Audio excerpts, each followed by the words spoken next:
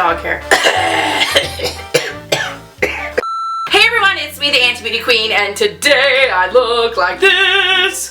Today I am coming barefaced, no makeup, nothing on my skin, because I picked this up just because I really wanted to test it. It's the L'Oreal Skin Expert Pure Clay Mask and the Exfoliating and Pore Refining Clay mixture. Now, if you've never heard of this, it comes with 3 different kinds of clay that you can use depending on what you need for it to do. You can get the purifying and mattifying clay, it's the green one, the energizing and brightening, which is the black one, and I decided to go with the pore refining and exfoliating clay, which is like the pinky salmon colored one. Knock on wood, I have pretty okay skin. What I don't have is small pores. What I do have are disgusting blackheads that thought, hey, let's just reside on this old nose, chin, and middle of my brow. Do I have a unibrow? I very well could. Now, I am someone who loves masks, but I don't like spending a lot of money. Now, this mask, I believe, retailed around the $9 to $11 price range.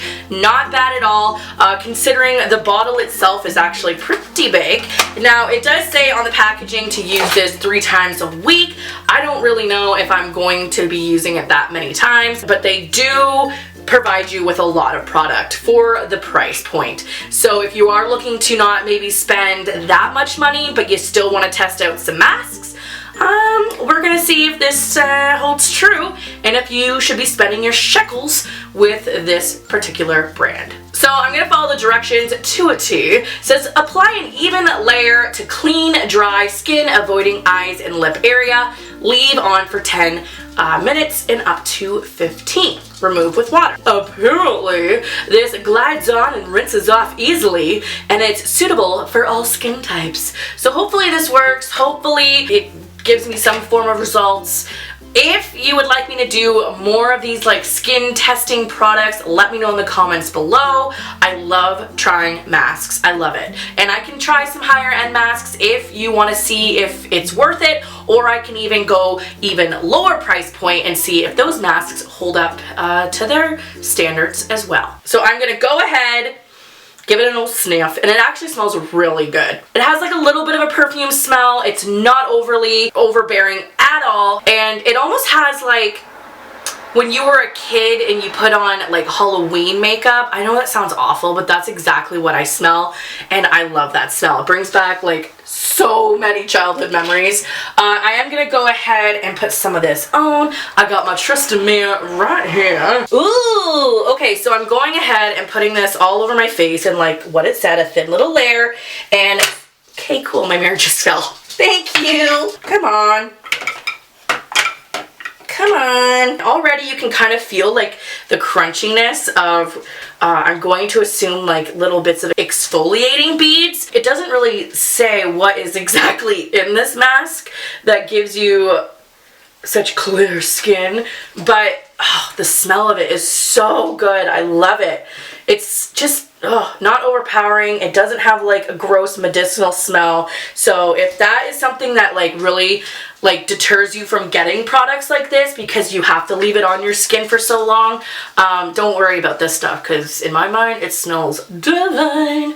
And I'm gonna just go right up to about there, just because I get a lot of blackheads in that area of my face, but I'm still avoiding my eyes. I'm gonna get where the old mustache likes to grow in. What are you doing, baby? Little Alberino? Say hello to all of your fans on YouTube. They love you. Oh, what are you doing, Bubba? Ripping up the floor. It's really great of you. So there we go. I'm gonna put up my mirror. Where can I put my mirror? Right there. And I already brought in a cloth because I was thinking today is Monday. So now we're just gonna wait, and the time is 1:48. So I think I'm gonna leave this on for about 10 to, let's say, let me put this on for 11 minutes. It's starting to tingle.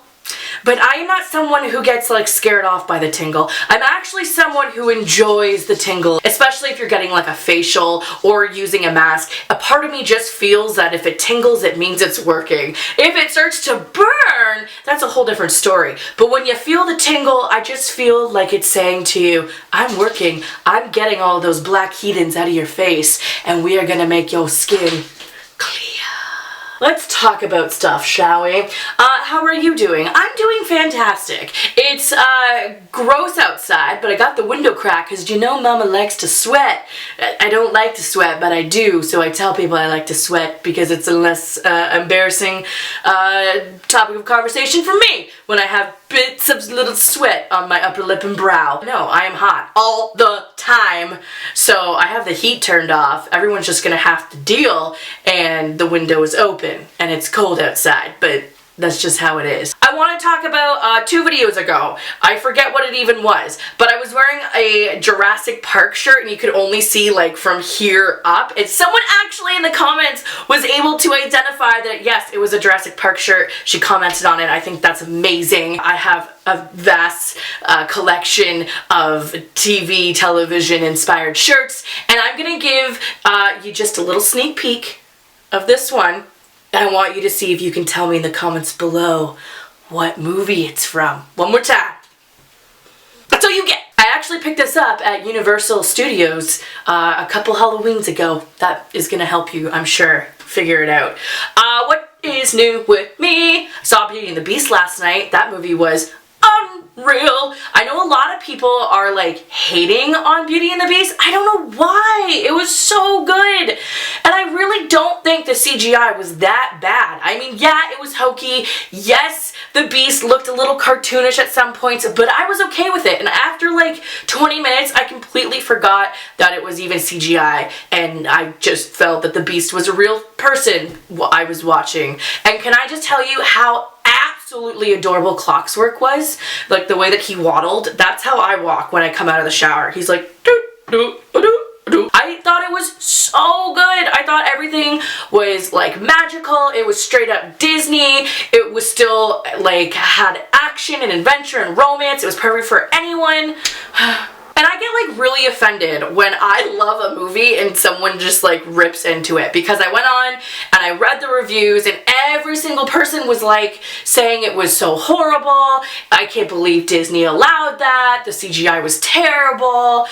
Emma Watson's acting was atrocious. I don't think she acted badly at all. When I first saw Harry Potter like ages ago and I watched them act in the very first movie, yeah, their acting was terrible, but they were also like 7 and it was their first anything. I think Emma Watson and Daniel Radcliffe's acting ability has just like flown with the doves because they are doing so good for their careers right now. I think she did fantastic. We have to remember the majority of the time she was filming, she was probably looking at nothing and trying to react in a genuine way. And I think that like the singing was amazing. I had no idea that she could sing. A lot of people were saying, oh, it was so auto-tuned. Everything is auto-tuned. And I just think she did good. So I loved that movie. What else? Little Big Lies. That's actually going to be a little feature in my March favorites because it is a show I am obsessed with, and I honestly crave that show above any other television program. If you haven't heard, it's on HBO. It stars Nicole Kidman, Reese Witherspoon, and Shailene Woodley, who was from Divergent, like that series. And it also has a slew of other actors in it, like Zoe Kravitz, who I love, Adam Scott.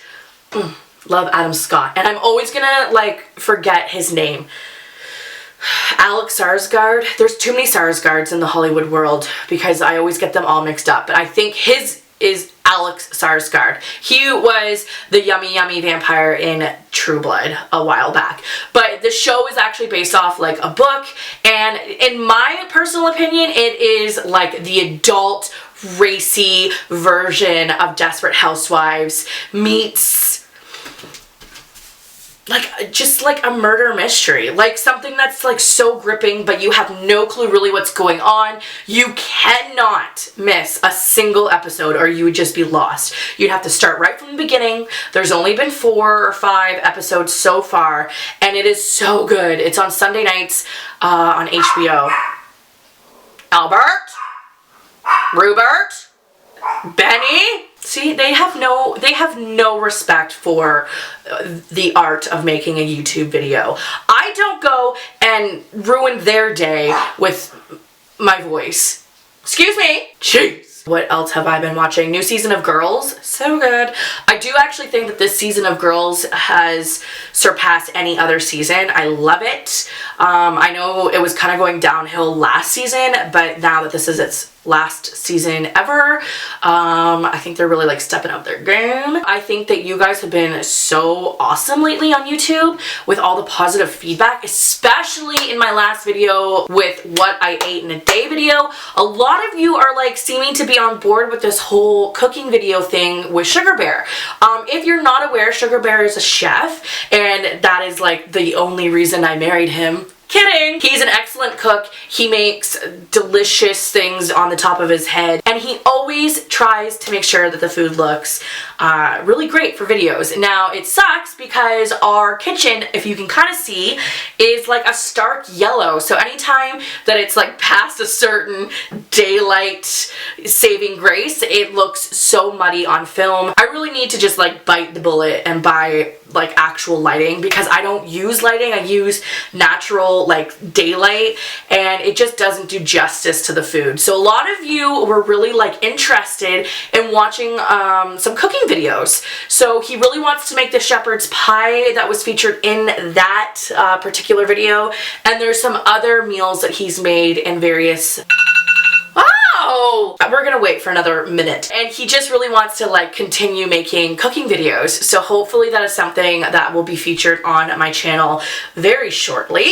All right, I guess the moment of truth, shall we? I'm gonna put the phone down. I have my trusty mirror, and I'm gonna start wiping this off. Ooh, okay. So in respect of like texture and how it feels, it doesn't feel like I'm wearing a mask at all.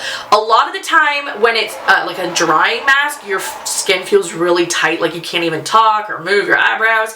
That's not the case with this. It doesn't feel tight. It doesn't feel hardened in any way. I honestly forgot I was even wearing it, and I'm gonna go ahead and wipe it off. It's seeming to come off pretty easily, actually. I've had masks in the past where it's like you have to scrub your skin to just even get it to come off a little bit. So this stuff is like working like a charm. Trust me, I'm not like looking away from you. I'm looking at this beautiful face in the viewfinder. It didn't burn at all. It didn't even really tingle after that initial like putting it on my face. And usually I get really, really, really red in the face after any form of mask, whether it be like a where you just like place it on your face and you peel it off, these wipe off kind of masks, and I always get red in the face, and I'm really not at all. And to be honest, a little bit under the chin left to go. Around my mouth, I really didn't even think I got it near my mouth. That's really weird. So there it is, completely off. And like I said, my skin's not red. I mean, it's a little pink, but that's just probably from the rubbing with the cloth. The tingling is now kind of like taking place. Feels like a cool sensation now that it's all off my skin, and it just feels like really clean. Like it feels clean right in here and in here.